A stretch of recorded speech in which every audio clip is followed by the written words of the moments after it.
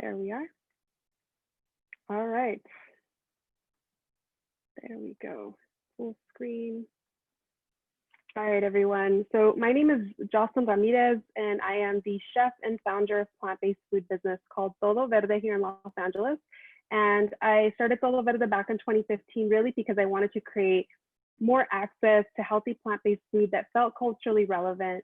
You know, at the time, I felt like I had to drive across town to the west side to get the ingredients that I know are native to my culture, that are superfoods and all these healthy ingredients that have been in our families for generations, but, you know, through assimilation, we've kind of lost touch with that. And so, you know, I've been very inspired by books like Decolonize Your Diet and work from Claudia Serrato and others to really start to think more about how do we go back to the cuisine that we were eating prior to colonization, and really embrace that in a way that makes us healthier, and especially in a culture like a Latino culture, Mexican culture, where we deal with a lot of preventable issues like diabetes, high blood pressure, cancer, so on and so forth. And so I wanted to be able to create something that still felt like this in between, because, you know, not everybody is ready for quelites or ensalada de verdolagas or ready to embrace a Three Sisters salad, right?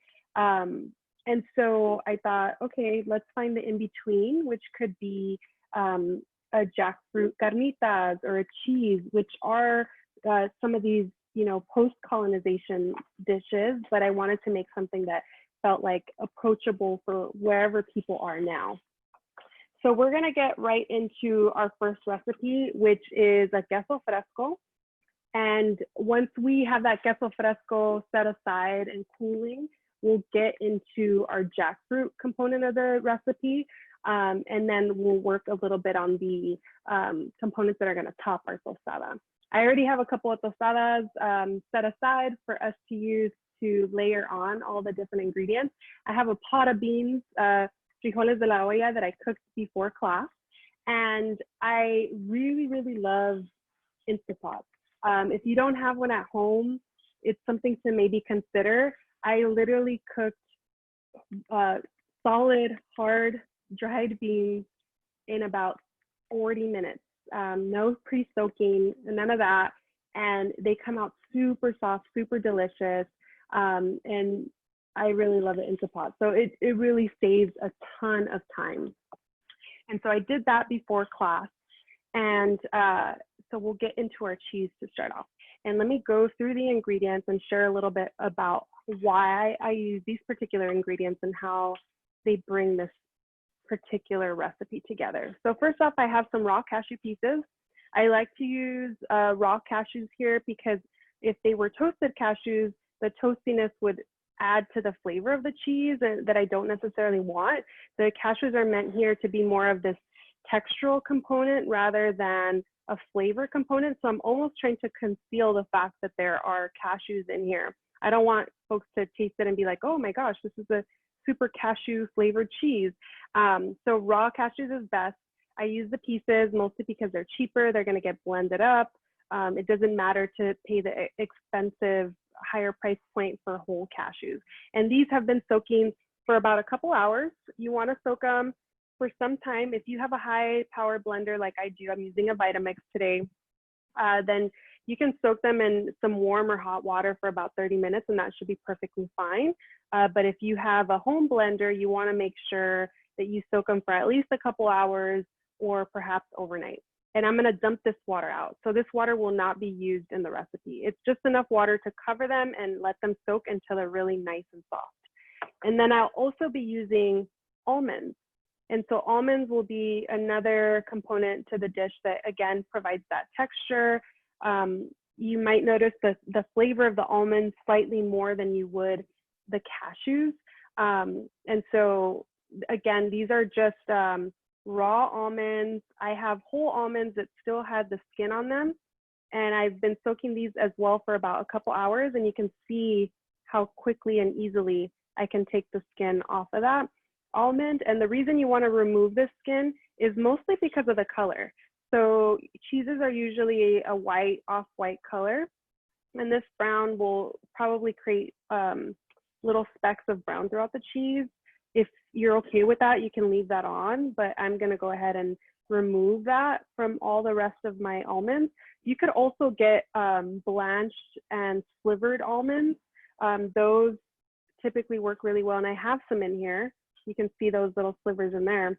I did a mix of, I finished off the little bit of slivers that I had left, and I threw in the remaining amount in the whole almonds. And this is 3/4 cups of each variety of these nuts. So 3/4 cups of cashews, 3/4 cups of my almonds. And I just want to make sure that I got all the skins off here. Again, you can see how easy that is. And it just takes a little bit of time to get that off of all 3/4 cups if, you know, if you're using all raw almonds. But again, it's such an easy process. It's like no big deal. It just takes a little bit of time. So you just run that, you just apply a little bit of pressure to the skin and just slide it off, and the seed, or sorry, the almond nut just comes right out of the skin. So I think I got, there's always one hiding in here. All right, let's see. I think I got all of them. One, see, there's always one hiding. The last one, I think. And I'm gonna go ahead and remove the liquid from both. Oh my goodness, they're gonna just keep popping out. All right, I'm gonna remove the liquid from both the cashews and the almonds, and I'll keep going through my other ingredients that are gonna be used for this dish.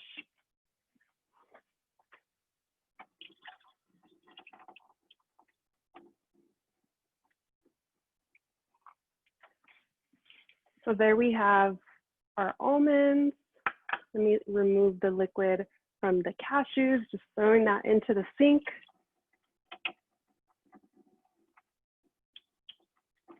Getting all of that liquid out. You could give them a rinse too if you wanted to. And so now I have my cashews all soaked and drained. I'm gonna get rid of all these almond skins, which you should definitely compost.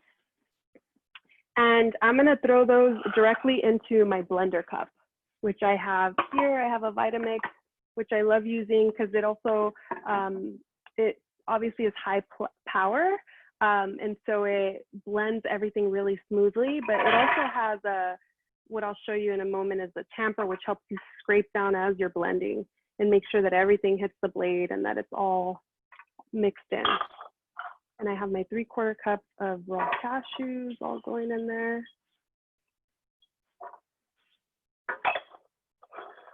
And then I have a couple of ingredients that I already combined. So this recipe calls for 1.25 cups of just fresh water. So I have some fresh water here, and I already put in my acid, which this recipe calls for 1 to 2 tablespoons of lemon juice. I went ahead and just already put it in here. If you don't have lemon juice on hand, you could swap it out with some apple cider vinegar and just stick to the 1 tablespoon and see how the acidity works for you. And so I'm gonna go ahead and pour that 1.25 cups water with a tablespoon of lemon juice directly into my blender. And so you'll see that that just covers my nuts here in the blender. And this will end up blending into a really smooth, creamy consistency. And the last thing I want to add here is some salt. And I'm using some pink Himalayan salt, which isn't as salty as a kosher or table salt. So I'm gonna add quite a bit. I'm gonna add just a couple pinches here, maybe one more. You want your queso fresco to be just slightly salty. You don't want it to be bland because cheeses typically provide a punch of salt to any dish that you add them to. So I'm just gonna blend this until it's super smooth, until I don't see any pieces of the nuts in here. And again, my tamper, which is this wand here, is gonna help me push everything down towards the blade so that I make sure that everything gets really, really incorporated and blended in. Any questions as I'm doing this? Yeah, would a food processor work for this too? Likely not. A food processor is meant more for chopping things up rather than blending them smooth. So you should definitely focus on trying to pop it in the blender and blend it really creamy and smooth. And does it matter what type of water you use? Can you use filtered, tap, bottled, or distilled? Any type of water should work. I just use filtered water.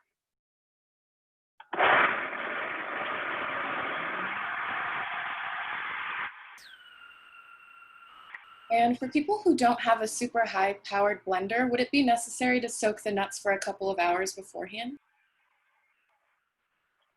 Yeah, so I did mention if you don't have a high power blender, you want to soak your almonds and cashews for at least 2 hours, if not overnight, just to make sure that they're really nice and soft and that your blender doesn't have a hard time breaking them down. So, and if you have a high power blender like I do, even 30 minutes in like warm to hot water should do the trick because the Vitamix blade is so strong, it'll definitely break it down.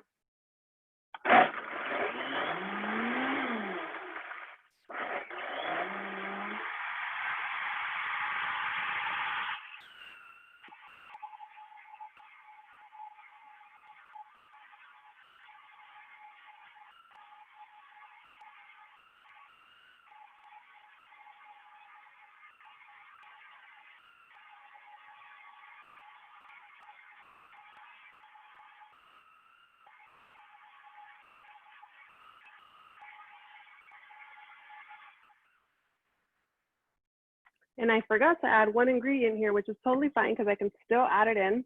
And I wanted to talk a little bit about this ingredient. So you can start to see the consistency here.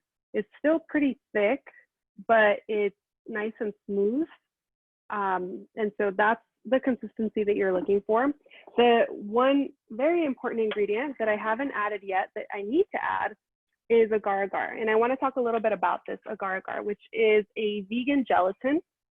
It's made out of sea vegetables or seaweed. And there are different varieties. Yes, I blend it on high, by the way. And so there are a couple different varieties of agar that you can pick up, and they're not all size fits one unless you're weighing them in grams. And for folks who have the book in front of them, there was an update that was made. So just make sure that your book says if you're using 1 tablespoon of this flaky agar, which is very light and airy, and you can see it's very flaky, and the bag itself is like super light. If I were to put this on my hand, I can easily blow it away. So if I use a tablespoon of this, that comes out to 2 grams of flaky agar. And the other variety that you oftentimes see is this really, really fine powder agar. And this bag is a lot more dense and heavy. And so, think about, flaky kosher salt not being as dense and potent as like a fine table salt, or even think about, flaky sugar to powdered sugar. And so thinking about the density of that.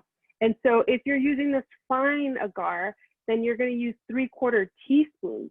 So you're using a little bit less. So instead of 1 tablespoon for the flaky, you're using 3/4 teaspoons, which is still 2 grams. So any direction that you go with the agar, you want to use about 2 grams. And I'm making this cheese it's a little on the soft side, borderline like requesón style. This is the way I grew up eating it, where my family typically made it fresh at home.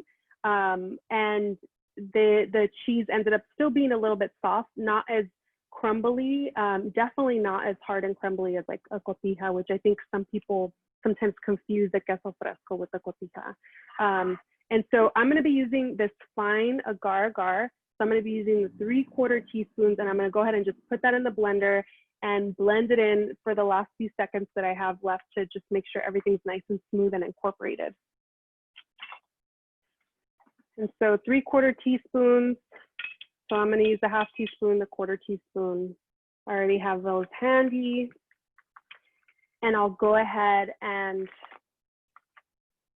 I'll put in my 1/2 teaspoon, and I want to make sure it's nice and level. There you go. It's nice and full and level. And then I'm going to add in my 1/4 teaspoon. And again, nice and full and level. There we go.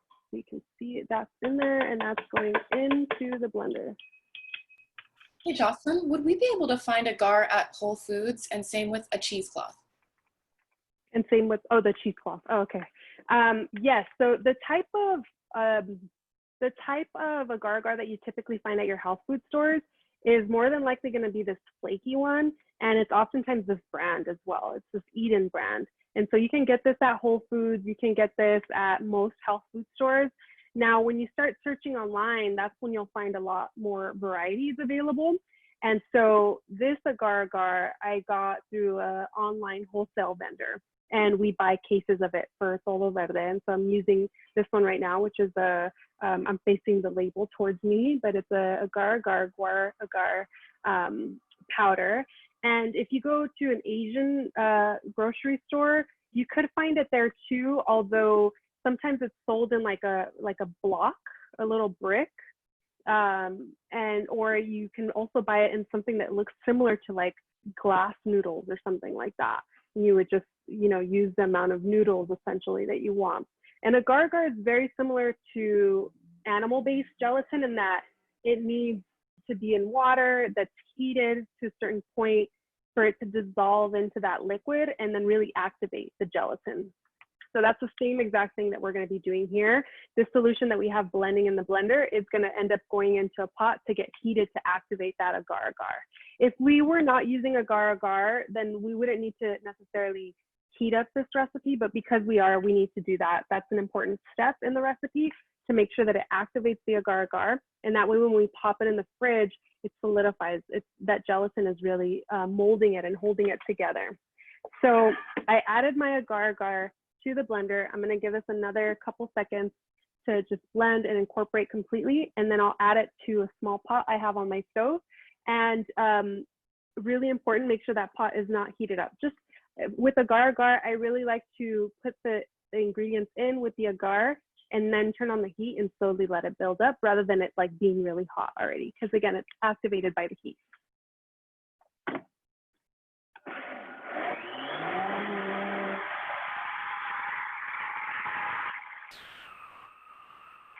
Jocelyn, could you repeat for us how many teaspoons we should be using of the flaky agar? Sure. So if you're using the flaky agar, you want to use 1 tablespoon, 2 grams. So 1 tablespoon, or if you're using the fine agar, then you're using 3/4 teaspoons. So 1 tablespoon for flaky, 3/4 teaspoons for fine powder. So again, just showing you the texture here that you're looking out for. It has a little bit of a texture to it. It's not like super smooth. In order to get it really smooth, we'd have to have more liquid in there. And so, but this is the consistency that we want because it's also gonna thicken up as it cooks on the stove. So let me go ahead and bring you here so you can take a look at it while it's cooking.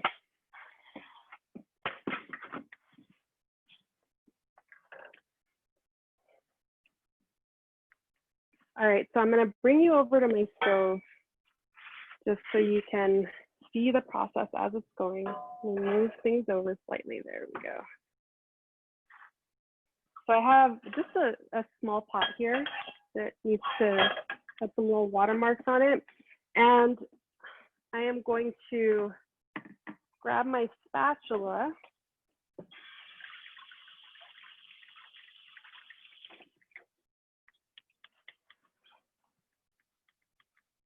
Which is literally my favorite, one of my favorite tools to use in the kitchen. You can see this one, I probably need to get a new one soon. Look at, it's like, I don't know how this happens. I hope I didn't eat silicone, but it's a silicone spatula. It's probably because I like, with a blender or something, did something crazy. And so all I wanna do is use my spatula to scrape every little last bit of this back into the blender so that I get all of my mixture of cashews, water, lemon juice, have some salt in here. I actually need to give it a taste for salt. You can taste it now if you're blending or if it's blended already, just to see if it's the flavor profile. Let me actually give it a quick taste. I like to put it on the back of my hand. Ooh, that's a lot. And give it a taste. Can definitely use more salt. So I'm gonna go ahead and add a few more pinches of salt here. I can, and that's the thing with the cheeses I make is like, you have to get it right on the verge where it's like, ooh, that's almost too salty, but it's not. And the reason is again, cheese is salty. If you don't have enough of that salt in there, it just tastes like almonds and cashews blended together. And once you get to that salt level, it really starts to feel like it conceals. And you can also add a little bit more lemon juice to it as well. Much better. So definitely nice and salty now. And I'm gonna go ahead and add this to my pot that's not turned on yet. And I'm gonna just use my spatula here. This is probably how I end up getting those little pieces cut off of my spatula. And I'm just scraping all the sides, getting every little last bit of it into the pot.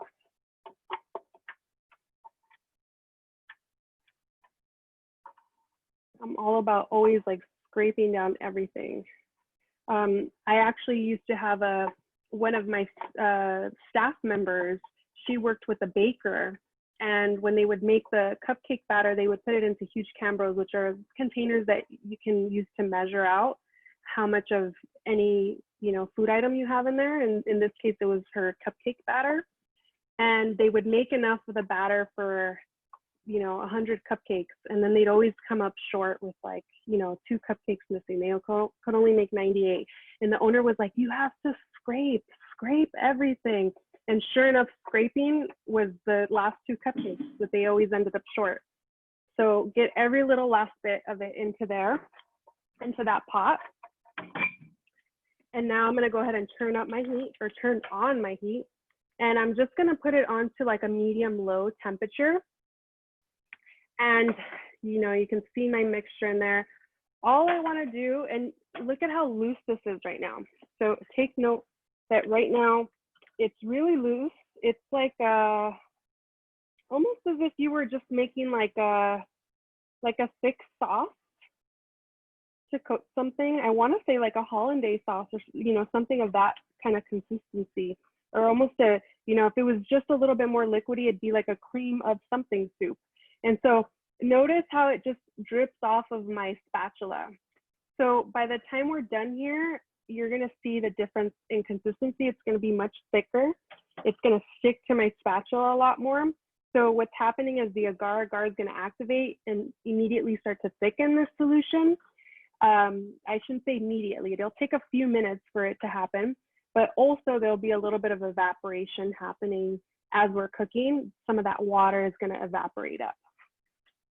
And so this will take a few minutes, somewhere between 5 to 10 minutes or so.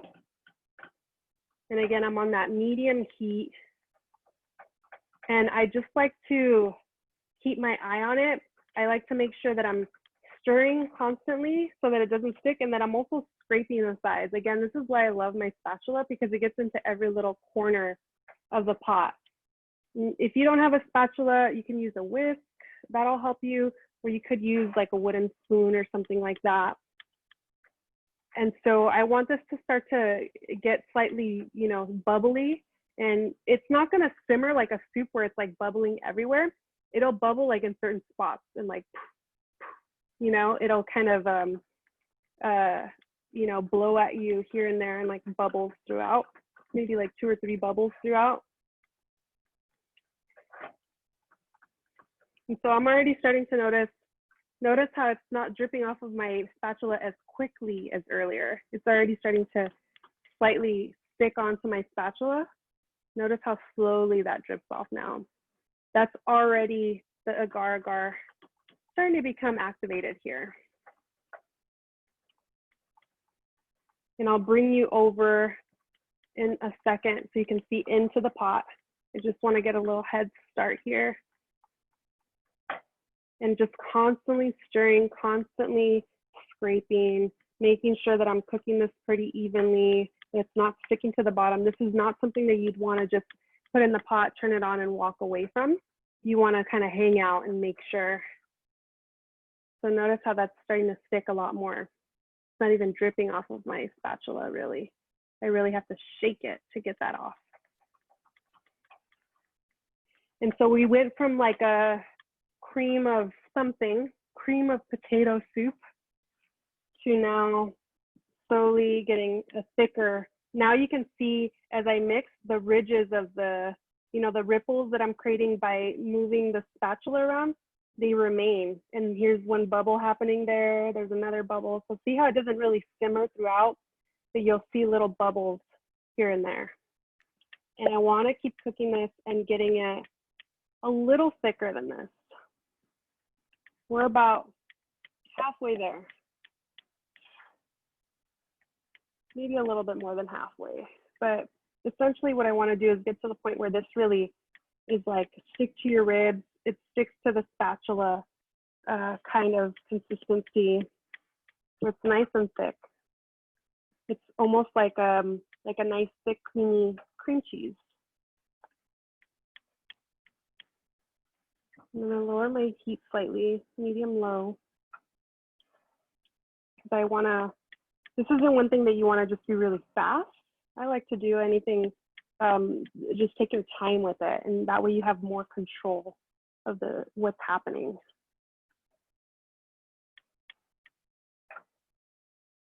All right, almost there. But notice how as I, now I'm scooping up some of this and mixing it, notice how it oozes slowly back into place. So it's definitely thickening up here where it doesn't even coat the pot like that soupy consistency earlier. It's leaving space here as I open it up or cut through it, and it slowly folds back together. See that? Jocelyn, about how long does it take to get to the cream cheese consistency? Yeah, so I was just saying it takes about 5 to 10 minutes or so to get to that point. And so we're just about there. We're just about there. So again, remember I was mentioning the stick to your ribs. Notice how much of that is on my spatula. I really have to, try to get that off my spatula by pounding on the side of the pot. This is essentially what you're looking for. You can take it a bit further if you want to get your queso fresco even a little thicker. One thing to keep in mind, again, I mentioned that the way that my family made queso fresco was pretty soft, almost like a requesón, not super crumbly, a little softer than that. And that's the texture that I created with this recipe. If you wanted something that is a little bit more thick or that holds up to be able to crumble a little bit more, you could add a little bit more agar, or alternatively, you could add a little bit less liquid, a little bit less of the water, and play around with the recipe. So this is my recipe, but it could be the base of what ends up becoming your recipe. So this is all an experiment for folks who are exploring the book to see what recipes you enjoy and how you can then start to tweak them to make them whatever you want them to be. So this is what I'm looking for. This really like thick, stick to your ribs. I can't get this off my spoon or off of my spatula unless I really try to get that off. That's what I want. And at this point, I turned off the heat. I'm gonna keep mixing it because the pot's still hot. So I'm gonna mix it for just another maybe 30 seconds or so and let it kind of slightly cool down here. And the last ingredient that I'm gonna add is gonna be probiotic capsules. So I have these probiotics called acidophilus, and I have the container here that I can show you. And so acidophilus is a probiotic that, this one I picked up at Whole Foods, it's a 365 brand, but you can get probiotics at most health food stores. They're typically in a section of refrigerated supplements. And what they are, they're live cultures that are typically in capsules. You wanna make sure you get capsules and not tablets, because the tablets are solid, but the capsules are filled with the powder inside, and you can discard the capsules. And so, the reason you use this is because you put them into your cheese solution or your cheese recipe, and then you let the cheese sit on the counter for a good 12, 15 hours. Let it sit overnight on the counter in the cheesecloth, which I'll show you in a moment, that I put it into. And that is gonna really allow your probiotics to really thrive and wake up again and start to ferment your cheese. And you wanna find a fine line here of when you wanna add them. You know, if it's still cooking and you put the probiotics in, you're for sure 100% gonna likely kill them because they can't be in such high temperatures. But at this point, you can add them in and mix them in, and they should still be able to do their thing in this mixture. And the way that I have used probiotics, aside from these cheeses in the past, is when I took classes at Matthew Kenny Culinary School, we would use probiotics and then add that cheese into a dehydrator, which is essentially, you know, a very like low temperature oven, and it just stays on consistently for like days, hours, and it's still fairly warm. It's still kind of hot, but not super hot, like not like a 350 oven that would kill anything in it or overcook anything in there. Just meant to slowly help the evaporation process happen. So at this point, I have this nice thick texture. I'm gonna add a couple of my acidophilus capsules to it. So here's a capsule, and I'm just gonna open it up over the pot, and I'm gonna just throw only the powder in there, getting every little last bit out. I have 2 of them that I'm gonna add. And then I'll fold them in with my spatula.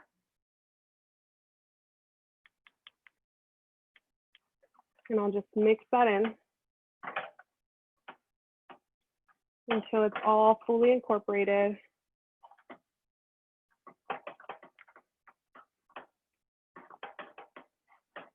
And then I'm gonna go ahead and transfer this mixture to a bowl that I have here lined with a little bit of cheesecloth. And so cheesecloth is not too tricky to find. I know they sell it at most grocery stores for sure, like Smart and Final sells it. Any restaurant store would likely sell it. And so I'm just going to bring my pot over, and I'm going to just pour all of my, or scoop I should say, because it's soft enough to pour. And I'm again gonna scrape every little last bit out of this pot. So make sure you get into every corner and get every little last bit of it out.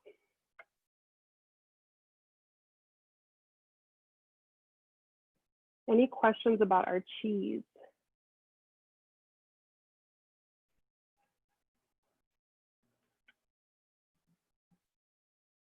Oh, no questions. All right. If you don't have the probiotics. I do have a question. Sure. It just took me a moment. So I'm just wondering if you did want to make a variation on this cheese, is there a way to make it closer to cotija? I'm sorry, I know this is like not a cotija class, but just wondering if you could take it there, if this is like a base for it. Yeah, so there is a cotija style recipe that I have in the book. And okay.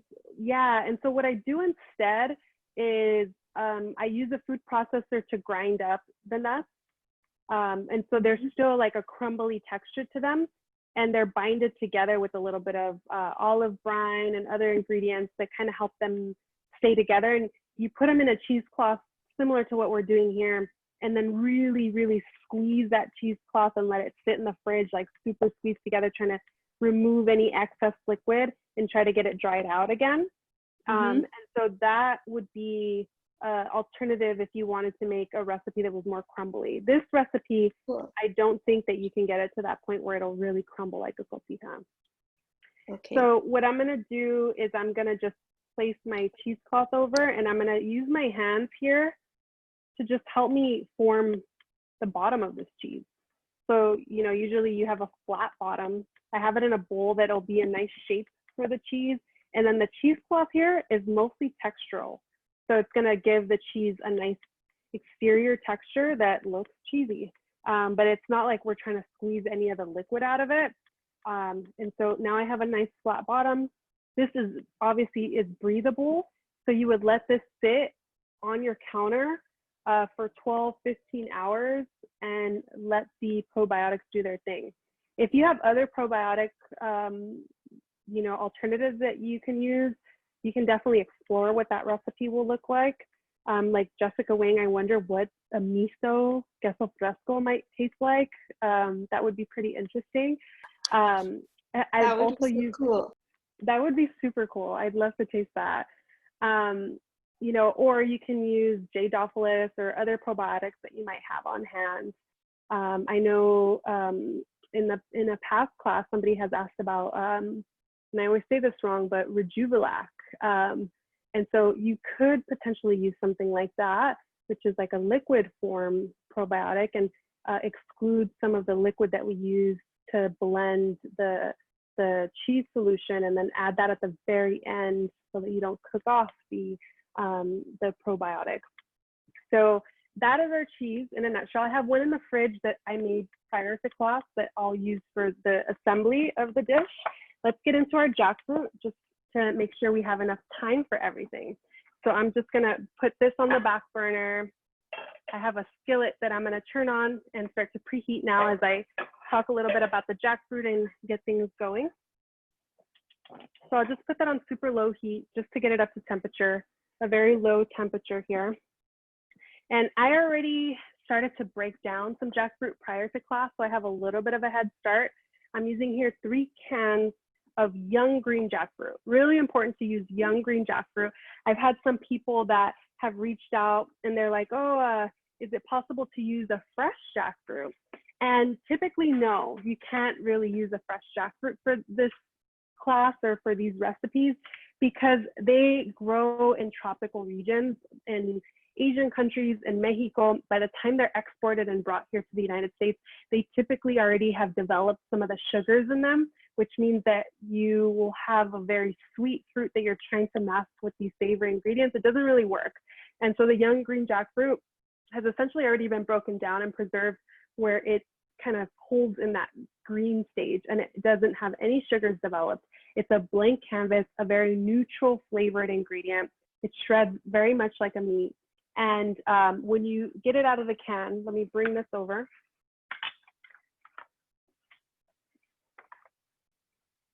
Scoot you back there. All right. So when you get it out of the can, it typically is in this triangular shape. And you'll see from this line down that you have this pretty firm, what I call a core piece that doesn't really shred. Even if I, you know, try to play with it with my fingers, it has a give. I can squeeze it, but I can't really break it down with my fingers. But then up here, this is what I call the shreddy bits. My scientific term here is these shreddy bits. As I use my fingers, you can see how easily that breaks down. So this tastes the same as this. So this does not become trash, but we're gonna use our knife to mince it up and break it down. There's also these seed pods, which you can see here, usually in the top shreddy bits. And I like to also break these down with a knife because this, you know, triangular shape and this seed pod, they don't look like meat. And so texturally, I want to break this down to the point where it starts to look more like this texture up here. And then secondly, if I didn't break down, especially like this huge piece, I would only coat and season and cook and sear the exterior of this. But when you bite into it, you'd have this very still bland piece of jackfruit. So it's really nice to break this down so that you can get the seasoning really incorporated throughout. And so what I did is I opened up 3 cans of jackfruit. They're 20 ounces each. And I put them in a strainer, rinse them really well with water. And then the last thing I want to do is I want to use my hands or a nut milk bag or something to just squeeze as much of the liquid out of there. And look at all that liquid coming out. It's water, it's brine, it's everything that I just want to exclude so that the jackfruit really absorbs what I'm trying to put into it rather than just tasting like a brine. If you wanted to take it a step further, you could always do this process where you get to the point where you're squeezing out all of the liquid, and then you can drop this into some water, into a container with water, and let that soak in the water for a couple hours overnight. Let it continue to seep out some of that brine, and then again strain it and try to squeeze out any excess liquid. So I'm good there. I'm gonna just put that onto my cutting board. That's all the liquid that came out of it. You can see all that there. I'm gonna just set this aside. And what I'm gonna do is create a couple different piles here.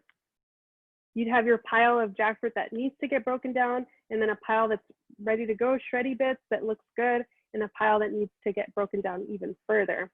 So what I like to do is, you can see here the top shreddy part on top, the core on the bottom, is I run my knife down. See if you can see that. I cut off the core. So that's the pile that needs to get broken down further. I'm gonna run my fingers through this. Oh, you saw a seed pop out there? So I just run my fingers through to see if there's any big seeds in here, and that pile's good to go. So I have a pile here that's good to go. This pile needs to get broken down. I'm gonna put my seed pod there with it. Let me keep going through my chunks of jackfruit here. Like, check out this big seed pod here. Pretty large. I'm gonna make sure to put that in the pile with my core. And check for any seeds here, and this is good to go, and just keep going through. This one has mostly seed pods and core and very little just of the shreddy part. So each piece is just slightly different, and so you have to just kind of go through and double check and try to get your piles going. This has another big seed in there, 2 big seeds, a little one. There we go. And so now I have my 3 piles became 2. So I have 1 pile that needs to get broken down further. I'll bring that to the center of my cutting board, and I'll just use my knife to just break those big pieces down. And all I really want to do here is I want to break it down to the point where these cores and these seeds start to kind of blend into the rest of my jackfruit. So I just don't want to have anything that looks super contrasty to the shreddy bits of jackfruit that I have. And what I did before class is I actually put my seed pods and my cores into a food processor. So if you have a food processor, you can use that to help you break down your jackfruit. And it actually minced mine. I have a very, very small food processor that I got. I live in a small place, so I didn't want to get this like huge, or a small kitchen, so I didn't want to get a huge food processor. And it just minced it super tiny. I'll show you in a second, but it still works. But usually I'd have something that has even a little bit more texture. And so this is fine with me. This texture here is perfect. And you can see that if I bring these together, there's some similarity in size and bits here. It doesn't need to be perfect, but that essentially is what you're looking for. And so I have a bowl here of the jackfruit that I worked on prior to class. And I'm just gonna toss that all in this bowl here. And bring that bowl to my counter.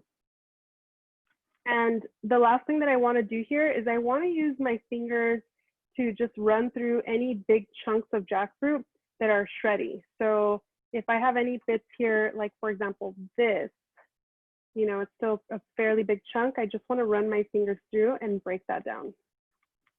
So I'm just going to take a moment to do this prior to seasoning it. And the seasoning that we're adding to this is really simple, really, really simple. It's just mostly cumin. We're using a couple tablespoons of cumin, some salt, freshly ground pepper, and some lemon juice, and using some oil to cook it in. I actually ran out of lemon juice because I cooked a pozole class yesterday, and the lemons that I got delivered were kind of dry.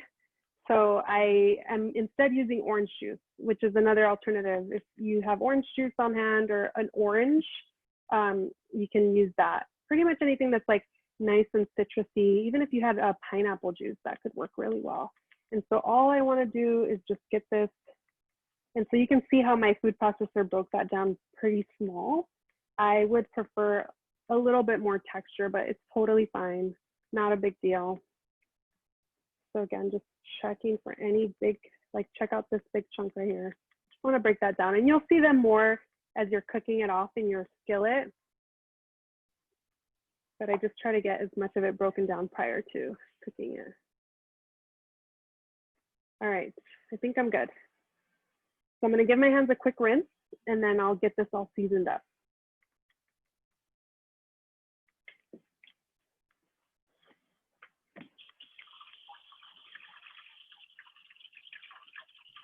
Jessica just suggested a really good idea using the pineapple vinegar that she made in a Salvisol class a couple weeks ago.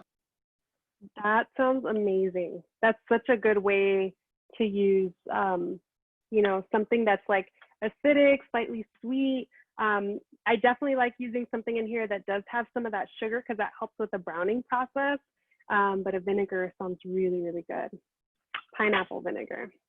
All right, so I have here 2 tablespoons of ground cumin and some black crushed, freshly cracked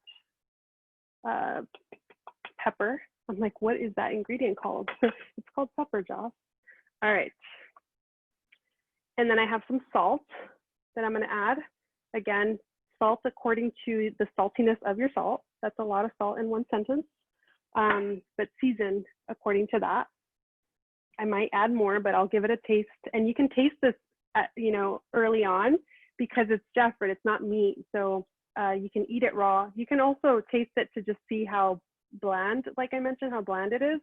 I have here half a cup of grapeseed oil that I like to use for cooking.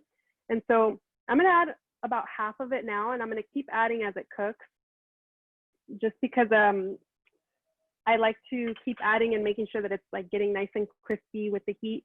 I might even add more as needed. And then again, the recipe calls for 4 to 6 tablespoons of lemon juice. I have orange juice. I'm going to add about half of it. I have 6 tablespoons. And I'm going to just mix this with my spatula to get it all fully incorporated. And you can add more to this. So again, everything in this, you know, in these recipes are meant to be foundational. I don't want anybody to feel like, oh my gosh, I have to buy so many ingredients to get this done. Because I mean, some of the ingredients already, like agar and jackfruit, are new to a lot of people. But if you have, for example, a mushroom powder, you know, a mushroom umami, a miso, like so many other things that you can add to this as it's cooking that will only make your jackfruit so much better. What other oils could you use? Could you use an olive oil? I don't typically use olive oil for cooking because it doesn't have as high of a heat point, and so the little particles that are in the oil tend to burn off a lot faster. So usually like a vegetable oil, grapeseed oil, you can use a rice bran oil. Those are typically the ones that I like to use more often than not for cooking. And then olive oil I'll use for like cold salads and things like that. But if that's all you have on hand, definitely by all means use it. But just think about what other alternatives you might be able to find, including avocado oil, to cook things in the future. So I am going to bring you over to my stove once again. Bring you there. I have the skillet that feels pretty warm. You want to put your hand over it. I'm going to slightly turn up the heat. I had it on very low heat. And I'm going to just toss my jackfruit in there. And I can hear a little bit of sizzling happening.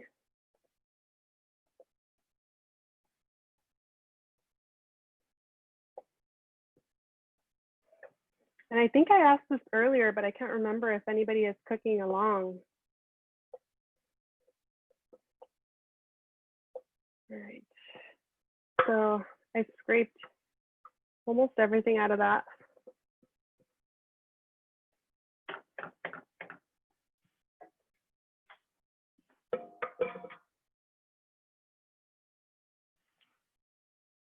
All right. And what I want to do is just make sure that I come around every now and then, every few moments or so, and just turn it, just to make sure that whatever's crisping on the bottom comes to the top that's not crisping gets a chance to touch that hot surface. And if it's drying out, which could happen because jackfruit, again, is a fruit, it doesn't have any fat in it. So it's different than a chicken or pork that has its own fat content to it. You need to add the fat to this particular ingredient. And so if you notice that it's drying out, that's the point where you would hit it with a little bit more of the orange juice. You can hit it a little bit with oil. If you're trying to cut back on your oil consumption, you can always add a little bit of vegetable broth, although that will help do it more than it'll help crisp it. So you'll get a slightly different texture, but you can definitely try that out. And so this jackfruit is going to take about 20-25 minutes or so to cook. And so while this is cooking, I'm just going to blitz up some beans that I mentioned that I cooked earlier in my Instapot that cooked so quickly in about less than 40 minutes.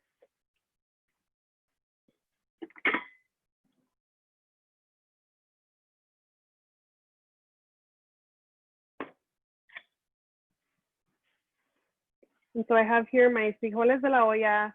I cooked them with bay leaf, with some salt, pepper, some mushroom powder, some little bits of porcini, dried porcini mushrooms, some cumin, and a few other things. And I have a big chipotle morita in the center there. So I also cooked it with a chipotle, which I'm gonna use to blend that in.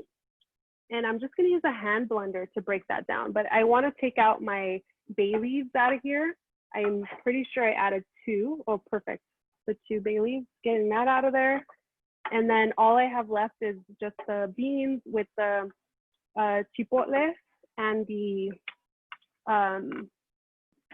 dried mushrooms and the seasoning. And so it has a little bit of its own bean broth in there that I'll use to help it break down. But if you didn't have that, you can add some vegetable broth or some water to help break it down. So I'm just going to bring a hand blender to it. And I'm going to just break that down.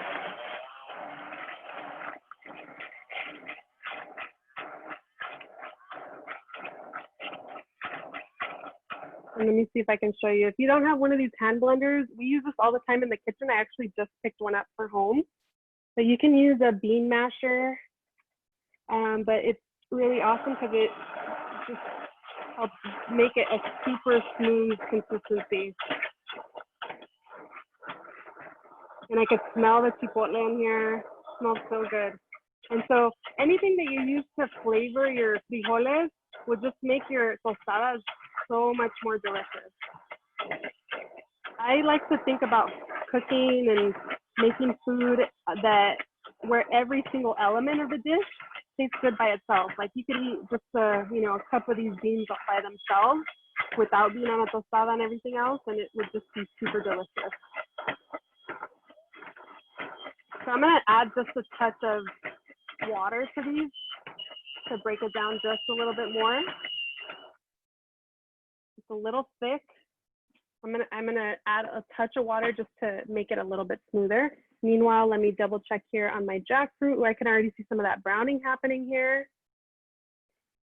It looks so funny, just so shredded up or so minced up the way that my food processor did it. I'm gonna add a little bit more of my oil, a little bit more of my orange juice. You can hear that sizzling happening. Let me make sure I give it a nice mix here. Jocelyn, what type of beans are you using? I just used a pinto bean. I just used a pinto bean. Other beans that I like to cook often are mayacobas. I also like to cook black beans. So, and I always have a big container of pinto beans, obviously on hand. So, and now that, before it was like such a task, right? You'd have to put the beans to soak overnight. And then, cook them for several hours the following day, and just so much time to think about cooking beans. even though they're still pretty simple. But the process of an Instapot just changed the game for me. They're gonna be in the fridge all the time.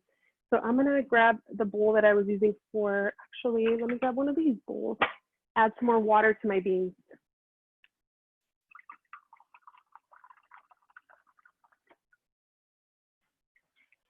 So I'm just gonna add a touch of water here and see how that helps break it down. Let me bring you back over my stove.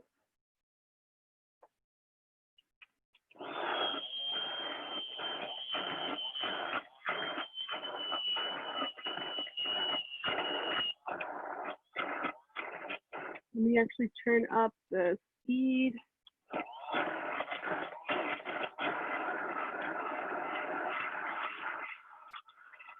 So I kind of like this consistency that it's getting to here, because it's nice and smooth, but still gonna smear and hold up on the tostada really well. And then you'll perhaps have some extra to eat at a later time for another meal.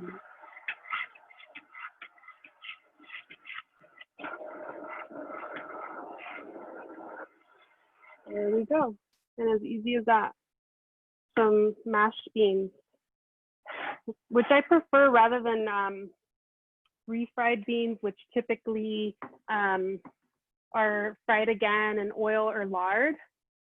These actually have no oil in them at all.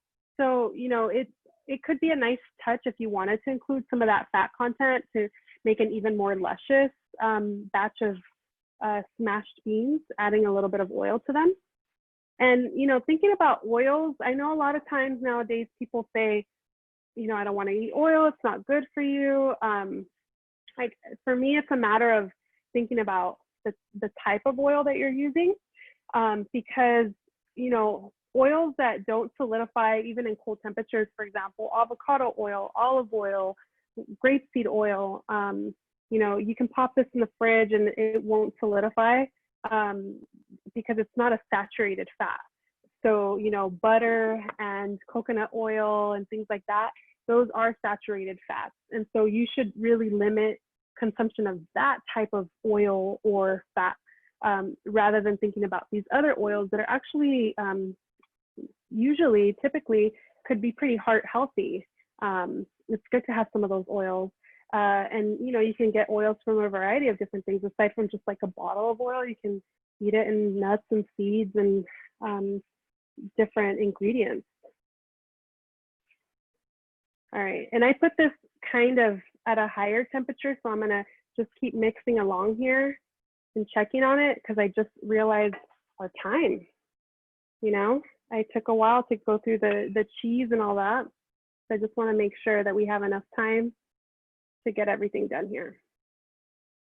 I'm adding the last little bit of my oil. I might actually add more. I wonder if because I have more surface of jackfruit because it's so minced up, that it's going to require a little bit more oil to crisp up. We'll see. A little bit more of that orange juice. Finishing that up.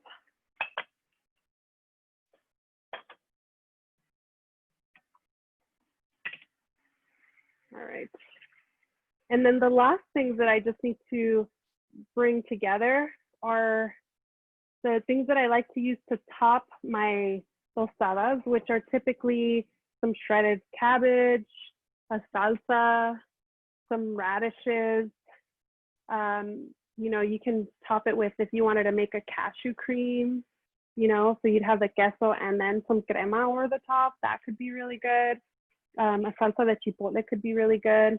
I actually have a salsa in the fridge because I get an imperfect produce box every week, and they sent me, for whatever reason, like 1 billion jalapenos. I think I only ordered maybe 1 pound or 2 pounds, and I seriously got so many jalapenos. It was insane. I immediately started like just fire roasting a bunch of them because I was like, what am I gonna do? Like with all these jalapenos, if I fire roast them, I can pop them in the freezer already cooked. And so I did that, and I made a salsa that I'll bring out, and it's mostly cooked jalapenos with some hatch chiles, some cilantro, some lemon juice, a little bit of oil, a little bit of water, salt. It's really simple. I think it may also have some lemon juice in there. I can't remember all the things that I put in there, but it's a nice kick of spiciness. And so I'll add that to my tostadas. I'm actually gonna hit it with just a little bit more oil.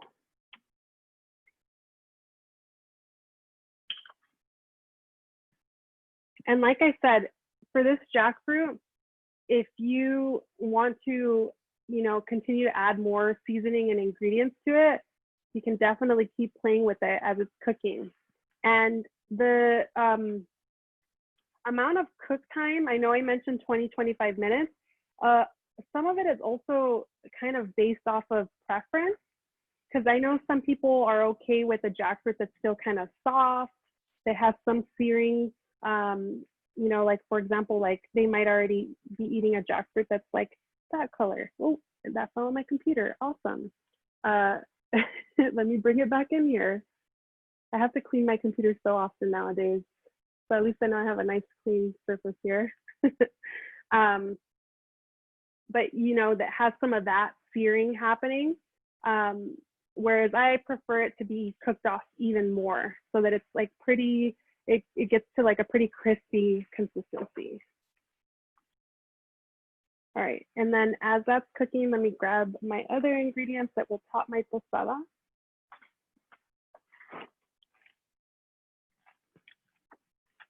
And as I mentioned, I have a queso fresco that I made prior to class that's been chilling in the fridge for a few hours. You can see that it has a little give to it, but it's definitely firmed up. And that's because of the agar. So I'll take this out in a moment and we'll take a slice out of it so you can check it out. Let me bring you over here and we'll keep coming back to the jackfruit as it cooks. Let me move this out of the way. There we go. Grab another cutting board here. All right. And so it's going to be beans, jackfruit, queso fresco. I'm going to grab my salsa, some cabbage, some cilantro. I have some sliced radishes. So I happen to already have some of these things sliced up, so it'll make our process a little easier of assembling. Some cilantro, and let me grab that salsa. And I have it in an old Trader Joe's jar, which I'll put into a squeeze bottle. I like to reuse jars as much as possible. Let me grab my squeeze bottle lid that has a cut in it. Yes, this one. I have a little squeeze bottle. I'll try to see if I can get, the opening is so little, but see if I can get any of this in there. And that way we can squeeze some of it over the top.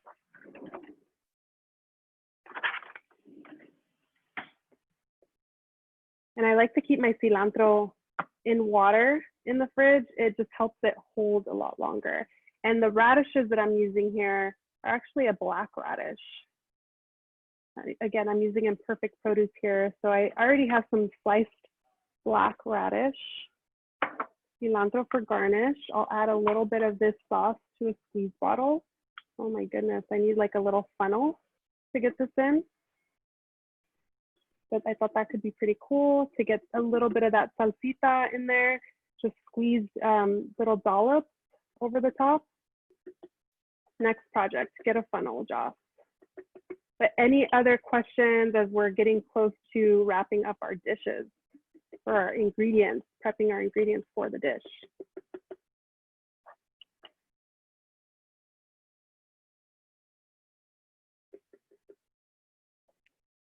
All right, there we go. So that should be enough just to show what I'm thinking about. Getting some with our plating here, and then our queso. Can I ask one more cheese question? Sure, of course. Did you go over how long it keeps once you've prepared it? Like Yeah, how well does it store? Mm-hmm. Yeah, I would keep it for about a week, anywhere between Okay. 5 to 7 days in the fridge should work pretty well. But yeah, typically about a week. And I haven't Okay. ever tried freezing this cheese. I wonder if you were to, make a round, cut one in half and put it in the freezer, I'll experiment with that. Cool. I want to try that too. Yeah, Thanks. thank you. All right, so I am going to pull this cheese out of the mold. And again, check out that nice cheese texture with the cheesecloth. I'm going to bring that to my cutting board. Let me cut a slice out. Does the cheesecloth need to be washed before it's used? I typically do wash it, and I reuse it too. So as long as you don't, forget about your cheese in the fridge and leave it for like a month and it gets moldy, if it's, you just finished your cheese and it was still good, I wash it and I reuse it. So let me cut facing you. So I'm gonna slice there. And you can see it's still pretty soft. Do another little slice here. And I made this morning, so I didn't even give it a chance to ferment, but it's been in the fridge for a couple hours. So you can see it's like pretty soft. It still holds up like a little cheese slice. And so, you can put little dollops of this over the top of the tostada. Let me cut another slice here.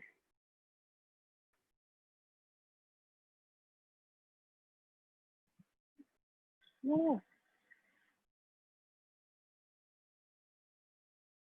So there's our cheese. So it's a pretty soft cheese, as you can see. It'll be really good over this tostada. A nice cold, creamy texture with our crispy jackfruit. And let me start plating one up. We're just about out of time, but I'm getting a nice, let me bring you over to see how my jackfruit is coming along. And so you can see here that it is starting to crisp up. You can see some of the browning happening. I would keep cooking this a bit longer, but at this point, it is totally fine to pile it on your tostada.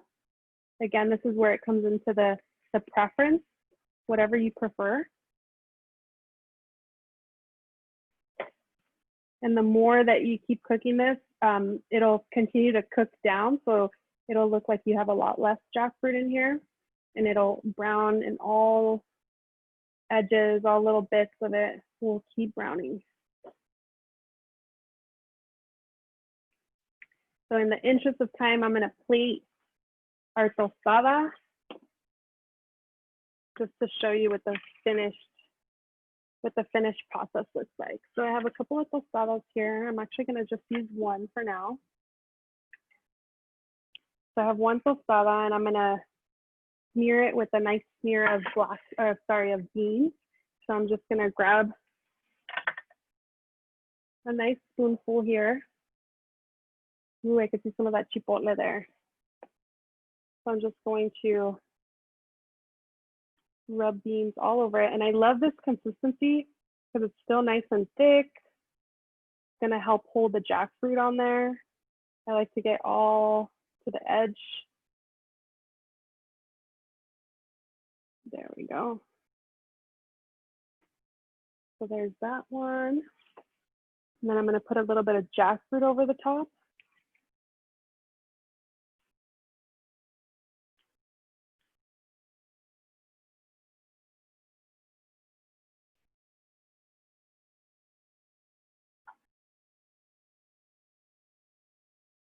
You can put as much or as little on here as you'd like.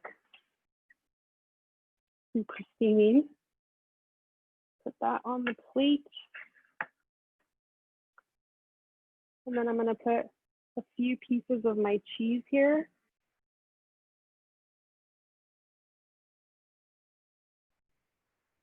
Thinking about a bite there, a piece of cheese per bite.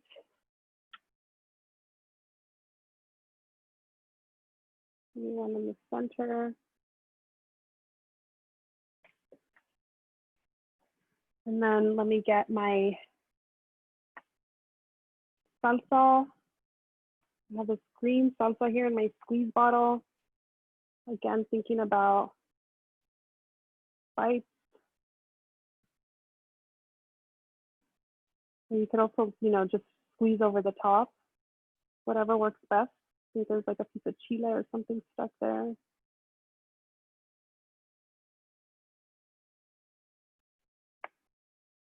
I have a little piece of something stuck in there, but I think we're good. Ooh, there goes that.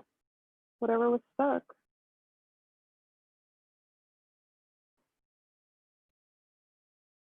All right, so I have a good amount of salsita on there. I'm gonna put a little bit of my cabbage over the top for a little crunch and freshness.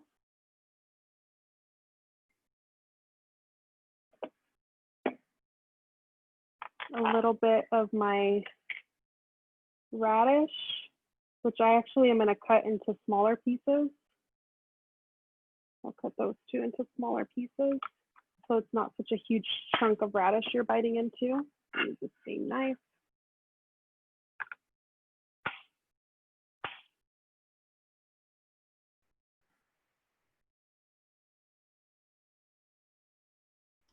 Are the radishes pickled or just in water? Just in water. But if you pickled them, so much more awesome if you pickled them. And you can just do an easy, quick pickle with just equal parts water, vinegar, heavily salted with some spices. And let that come to a boil. Turn off the heat, throw in your sliced radishes, let them just hang out in there. Or you can have the radishes in a jar and pour that brine over the top. And you have a nice quick pickle. It's delicious. Little few pieces of cilantro here. And so you have a really nice tostada. If you wanted to do pickled onions, I actually have some pickled onions.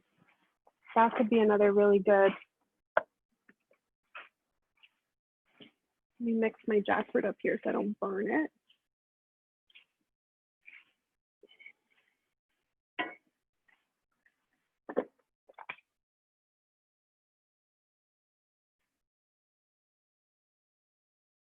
I have some pink, or sorry, well, they're pink right now, but they're a red onion that's been pickled with just some lemon juice, apple cider vinegar, nice and salty. Leave it like that. And so there you have your little tostada. Let me bring my cilantro. I always like to have the cilantro on top of everything. That little nice color contrast. There we go. So there is our tostada with our bean smash, jackfruit, a little bit of salsa, queso fresco. So you have some hot, some cold, some crunchy, some smooth, all the textures, acidic, fresh. You have it all here on one tostada. Any other questions as we wrap up here today?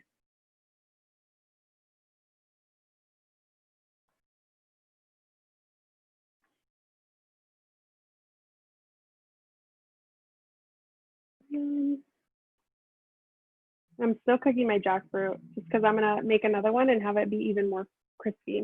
And I think I brought you up to see it. Let me do that one more time before I take a bite of this. So it's still, see how it's starting to, because I'm not paying attention to it, starting to get a little bit of blackening happening. I would prefer that not to happen. But again, I'm multitasking, doing several things at once. But I like a little bit of it, but you don't want to get it black where it looks burnt. So just kind of babysit it, make sure that you're getting more browning than you are getting black. And this is really resilient. So even if you have this going on, totally fine. You don't need to take any of that out. It's still going to be really delicious.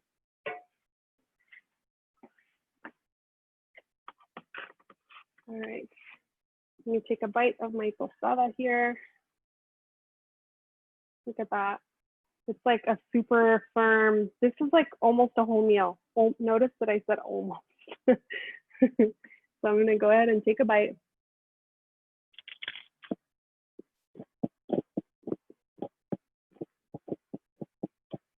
That is so good. I got a bite of the beans, the jackfruit, the queso fresco.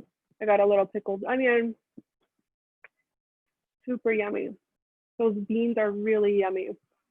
I didn't even give them a taste for seasoning or salt or anything, but you can definitely give them a little taste just to make sure. But these are really good. The chipotle and the beans are really shiny in here. Just a little tip to play around with that. The jackfruit is nice and seared and delicious. The queso fresco has that little salt punch, a little bit of acidity, and it's nice and fresh and cold.